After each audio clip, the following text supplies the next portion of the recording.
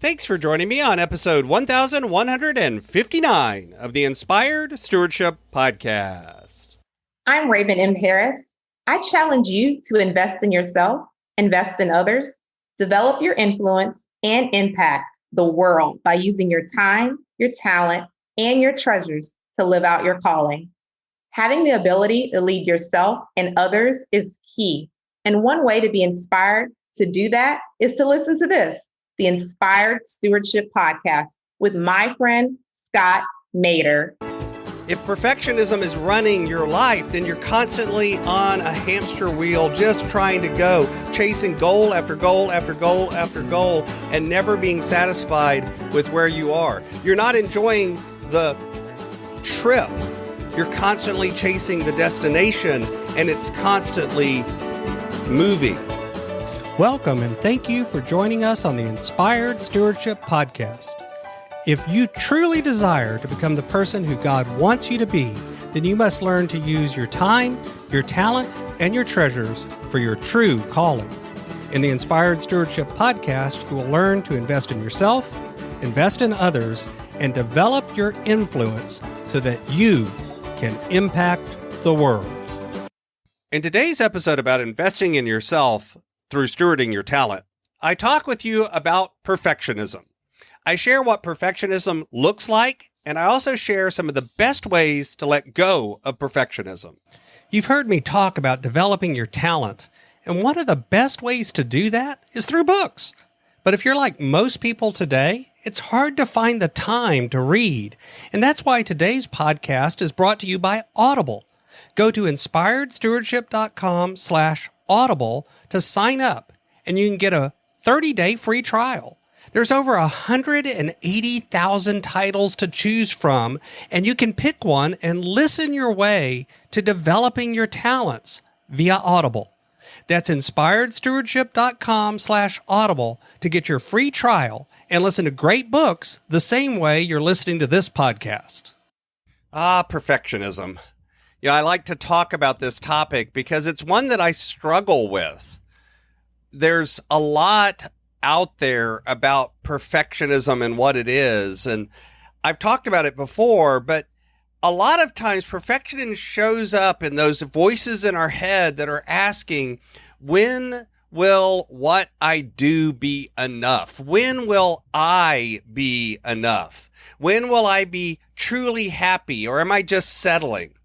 When I'm constantly striving for more money, more stuff, more whatever, more beauty, more brains, more awards, more recognition, more social media followers, more likes about my podcast, more listeners, more this, more that.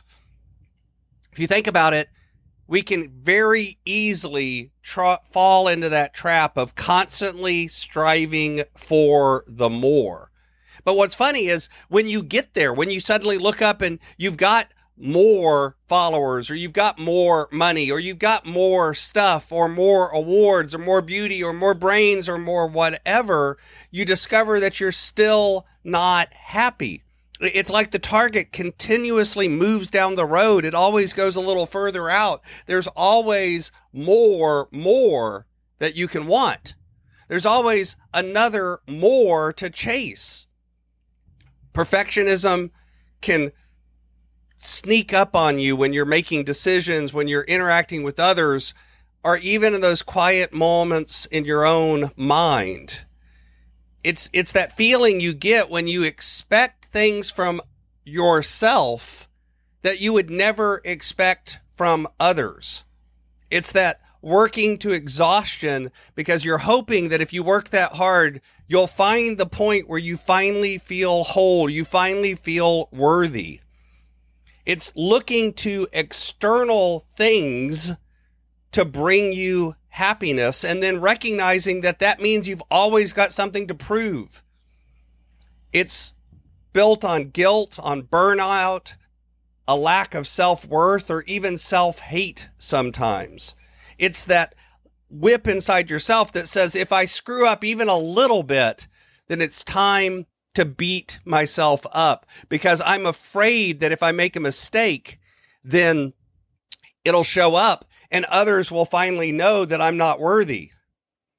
And let's face it, when you're operating out of a place of fear, you don't do your best. You don't make the best choices. You don't act in the best way. And that's what perfectionism looks like. If perfectionism is running your life, then you're constantly on a hamster wheel, just trying to go, chasing goal after goal after goal after goal, and never being satisfied with where you are. You're not enjoying the trip. You're constantly chasing the destination, and it's constantly moving. And if you think about it, there's a lot of culture that puts that on us, that says, this is what you should do.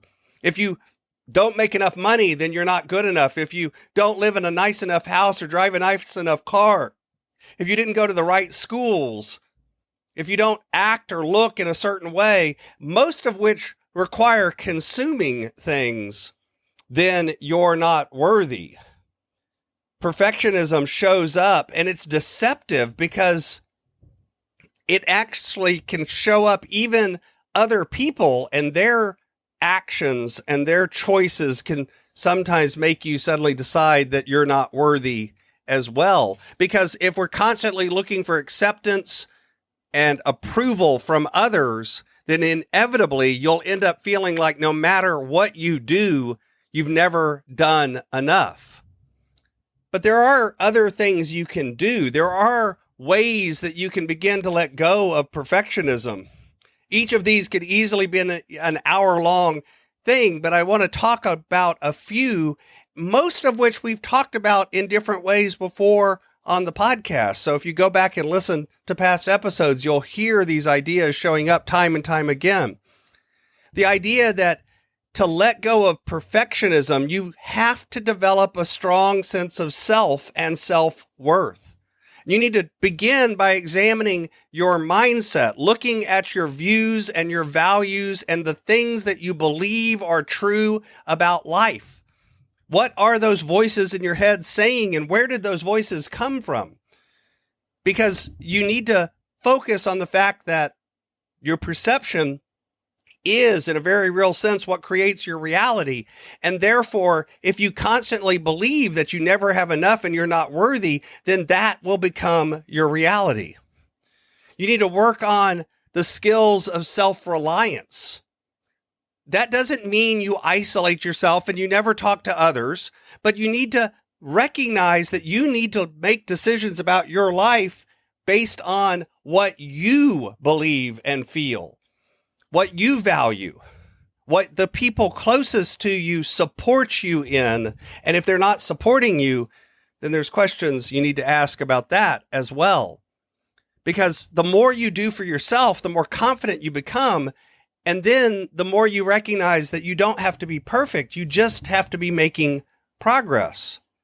As part of that, you need to learn to let go. You need to use therapy or other things to recognize that what's happened in the past doesn't have to be true in the future.